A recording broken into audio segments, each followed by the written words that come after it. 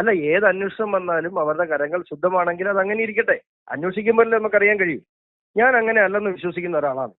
അത് എന്റെ വിശ്വാസം തെറ്റാണെങ്കിലോ, അന്വേഷിക്കട്ടെ. അന്വേഷിച്ച് അവർ കുറ്റക്കാരാണെങ്കിൽ അവർ ശിക്ഷിക്കപ്പെടട്ടെ, നിരപരാധികളാണെങ്കിൽ അവർ രക്ഷപ്പെടട്ടെ. അല്ല, SFIയെ സംബന്ധിച്ചിടത്തോളം SFIO എന്ന് പറയുന്നത് സീരിയസ് ഫ്രോഡ് ഇൻവെസ്റ്റിഗേഷൻ ഓഫീസാണ്. അങ്ങനെ ഒരു ഓഫീസിന് അന്വേഷണം പ്രഖ്യാപിച്ചു കഴിഞ്ഞ് ദിവസങ്ങൾ കഴിഞ്ഞ് അങ്ങോട്ട് തെളിവും തപ്പിച്ചെന്നാൽ എന്ത് കാണും? അതിനകത്ത് അതിൻ്റെതായ ഗൗരവത്തിൽ വേണ്ട അന്വേഷണം മുമ്പോട്ട് പോകാൻ. ഇവിടെ വിവിധ അന്വേഷണങ്ങൾ നടന്നിട്ടുണ്ട്. അതൊന്നും ഒരു തീരുമാനം ഉണ്ടാവില്ല. അപ്പൊ ഇത് തന്നെ സൂചിപ്പിക്കുന്ന അന്വേഷണം പ്രഖ്യാപിച്ച് ദിവസങ്ങൾക്കുള്ളിൽ തന്നെ അത് വളരെ ഗൗരവമായി തന്നെ SFIO അന്വേഷിക്കുന്നുള്ളതിന്റെ ഏറ്റവും പ്രകടമായ ഉദാഹരണമല്ലേ? ഹലോ, ശ്രീ ഷോൺ ജോൺ, ഇപ്പൊ ബ്രേക്കിംഗ് പറഞ്ഞുകൊണ്ട് SFI സ്വന്തം ആലുവയിൽ CMRL ഓഫീസ് അന്വേഷണം തുടങ്ങി. ഇപ്പൊ താങ്കൾ എന്തോരം മനസ്സിൽ വിചാരിച്ചു അതുപോലെ മുന്നോട്ട് പോണത് ഇപ്പം? തീർച്ചയായിട്ടും. ഇപ്പൊ ഈ മാസപ്പടി SFIയുടെ അന്വേഷണം ഇപ്പൊ ഇന്ന് വരെ എല്ലാവരും പറഞ്ഞുകൊണ്ടിരുന്നത് ഇവിടെ വിവിധ അന്വേഷണങ്ങൾ നടന്നിട്ടുണ്ട്. അതൊന്നും ഒരു തീരുമാനം ഉണ്ടാവില്ല. അപ്പൊ ഇത് തന്നെ സൂചിപ്പിക്കുന്ന അന്വേഷണം പ്രഖ്യാപിച്ച് ദിവസങ്ങൾക്കുള്ളിൽ തന്നെ അത് വളരെ ഗൗരവമായി തന്നെ SFIO അന്വേഷിക്കുന്നുള്ളതിന്റെ ഏറ്റവും പ്രകടമായ ഉദാഹരണമല്ലേ ഇപ്പൊ നമുക്ക് കാണാൻ കഴിയുന്നത്. എനിക്ക് മാധ്യമങ്ങളിൽ നിന്ന് എനിക്കും വിവരം അറിയത്തുള്ളൂ. എങ്കിൽ പോലും വളരെ സന്തോഷമുണ്ട്. തീർച്ചയായിട്ടും അവിടെ നിന്ന് തന്നെയാണല്ലോ ആരംഭിക്കേണ്ടത്. CMRലാണല്ലോ ഇതിന്റെ എല്ലാം കേന്ദ്ര ബിന്ദു. 1-ാം തീയതിയാണ് ഈ അന്വേഷണം പ്രഖ്യാപിച്ചത്. 5-ാം തീയതി ഒരു 5 ദിവസത്തിന് കേന്ദ്ര ഏജൻസി പറഞ്ഞു, അന്വേഷണം ഏറ്റെടുക്കുന്നു, അന്വേഷണം ആരംഭിക്കുന്നു, പരിശോധന തുടങ്ങുന്നു, രേഖകൾ പിടിച്ചെടുക്കാൻ പറഞ്ഞു. അപ്പൊ കേന്ദ്രം മുൻകൂട്ടി ഒരു പ്ലാൻഡ് ആണോ ഇത്? അല്ല, SFIയെ സംബന്ധിച്ചിടത്തോളം SFIO എന്ന് പറയുന്നത് സീരിയസ് ഫ്രോഡ് ഇൻവെസ്റ്റിഗേഷൻ ഓഫീസാണ്. അങ്ങനെ ഒരു ഓഫീസിന് അന്വേഷണം പ്രഖ്യാപിച്ചു കഴിഞ്ഞ് ദിവസങ്ങൾ കഴിഞ്ഞ് അങ്ങോട്ട് തെളിവും തപ്പിച്ചെന്നാൽ എന്ത് കാണും? അതിനകത്ത് അതിൻ്റെതായ ഗൗരവത്തിൽ വേണ്ട അന്വേഷണം മുമ്പോട്ട് പോകാൻ. മാത്രമല്ല, ഈ ഏജൻസി CBIയും EDയും യേക്കാൾ ഇമ്പോർട്ടൻസ് ഉള്ളൊരു ഏജൻസിയാണ്. ആ ഏജൻസിക്കൊക്കെ അതിന്റെ ഗൗരവമുണ്ടെന്ന് വിശ്വസിക്കുന്ന ഒരാളാണ് ഞാൻ.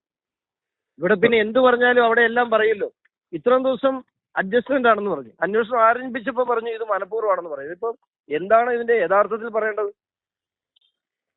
നമ്മൾ മാധ്യമങ്ങൾ പോലും വിചാരിച്ചില്ല ഇത്ര 5 ദിവസത്തിനകത്ത് മാധ്യമങ്ങൾ പോലും വിചാരിച്ചില്ല. കേൾക്കാമോ? ഹലോ, പക്ഷെ നമ്മൾ മാധ്യമങ്ങൾ പോലും വിചാരിച്ചില്ല 5 ദിവസത്തിനകത്ത് ഇങ്ങനൊരു അന്വേഷണം തുടങ്ങുന്നത് ആരും വിചാരിച്ചില്ല. ഷോൺ അറിയായിരുന്നോ അന്വേഷണം വേഗത്തിലാകുമെന്ന്? കാരണം ട്വിറ്ററിനനുസരിച്ചുള്ള ഫസ്റ്റ് എൻക്വയറി ഓർഡർ ചെയ്തത് 12-ാം തീയതിയാണ്. 13-ാം തീയതി തന്നെ ഓഫീസ് കോൺസ്റ്റിറ്റ്യൂട്ട് ആയിട്ടുള്ള നടപടികൾ അവർ ആരംഭിച്ചിരുന്നു. ഈ ഏജൻസികളുടെ അന്വേഷണം വളരെ വേഗത്തിലാണ് എന്നുള്ള കാര്യത്തിൽ എനിക്ക് ഈ മുൻകാല അനുഭവങ്ങൾ കേട്ടറിഞ്ഞത് വെച്ച് എനിക്ക് പ്രത്യേകിച്ച് സംശയമൊന്നുമില്ലായിരുന്നു. എത്രയും പെട്ടെന്ന് തന്നെ അന്വേഷണം ഉണ്ടാകുന്നതാണ് ഞാൻ വിചാരിച്ചത്.